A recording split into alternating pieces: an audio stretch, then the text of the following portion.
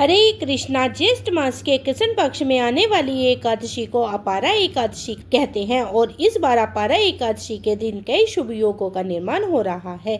इस दिन आयुष्मान और प्रीति योग के साथ बुध दैत्य या राजयोग भी बन रहा है। अपारा एकादशी का व्रत ब्रह्म हत्या जैसे पापों से मुक्ति दिलाता है और जीवन में सुख समृद्धि लाता है।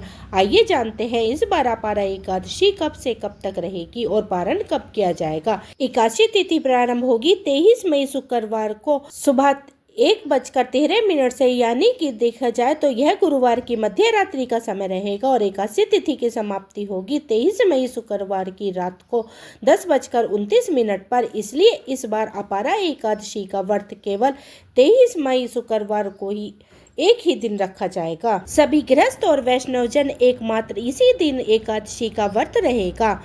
दशमी तिथि के नियमों का पालन गुरुवार के दिन यानी दिन किया जाएगा। 23 मई शुक्रवार को ब्रह्म मुहूर्त सुबह 4:10 से 4:58 तक रहेगा। सूर्य उदय होगा सुबह को 5:46 पर और सूर्यास्त होगा शाम को 7 बजे।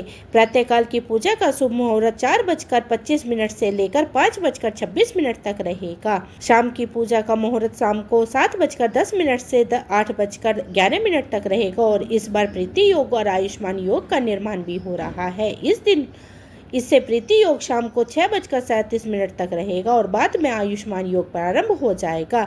इस दिन अभिजीत मुहूर्त सुबह 11:51 से दोपहर 12:45 तक रहेगा। गोधूली मुहूर्त शाम को 7:08 से लेकर 7:29 तक रहेगा। आप गोधूली मुहूर्त में दीपदान कर सकते हैं। राहु काल सुबह 10:30 बजे से दोपहर 12 बजे तक रहेगा।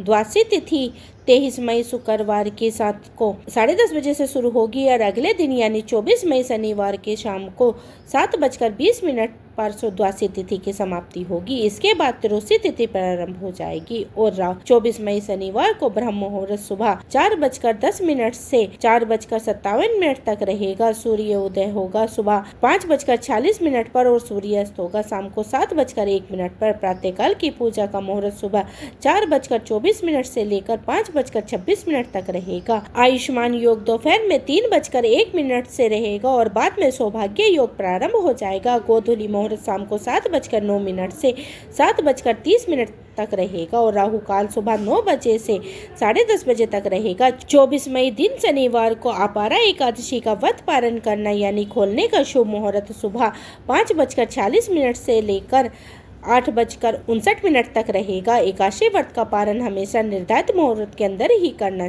लेना चाहिए, तभी एकादशी का पुण्य प्राप्त होता है। अपारा एकादशी का व्रत रखने वाले भक्तों को अगले दिन दशमी तिथि के नियमों का पालन करते हुए सूर्यास्त के बाद अन्न ग्रहण नहीं करना चाहिए।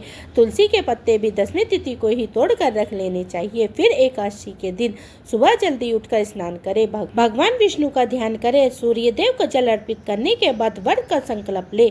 मंदिर में गंगा जल छिड़के एक चौकी पर पीले रंग का वस्त्र बिछाकर उसके ऊपर भगवान विष्णु और माँ लक्ष्मी जी की तस्वीर या प्रतिमा विराजित करें। इसके बाद पहले भगवान विष्णु और माँ लक्ष्मी जी का अभिषेक करें, उन्हें पुष्प अर्पित करें, धूप दीप जलाएं, ओम नमो भगवते वासुदेवाय मंत्र का निरंतर जाप करते रहें। सच्चे मन से कथा का श्रवण करें। समय हो तो श्री विष्णु सहस्त्र नाम का भी पाठ पढ़े या सुने और सबसे अंत में चालीसा पाठ करने के बाद कपूर जलाकर आरती उतारे। तुलसी जी में जल एकादशी के दिन अर्पित नहीं किया जाता। सुबह केवल धूप दीप जलाकर पूजा करें और परिक्रमा करें। इसके बाद पूरा दिन सात्विक मन से भगवान का ध्यान करके उपवास करें। जो लोग उपवास नहीं रख सकते उन्हें भी इस दिन चावल या चावल से बनी चीज़ों के साथ ही अन्न का त्याग करना चाहिए और शाम के समय एक बार फिर से विधि विधान से पूजन करके भगवान को एक बार फिर से भोग लगाएं। अगले दिन शुभ मुहूर्त में व्रत का पालन करें। इस तरह से एकादशी का व्रत पूर्ण हो जाता है। दोस्तों, ये थी आज की जानकारी। आप मेरी वीडियो को लाइक करें, परिवार और भक्तजनों में शेयर करें। मिलती हुई निर्जला एकादशी की संपूर्ण जानकारी लेकर, तब तक के लिए हरे कृष्णा, राधे राधे।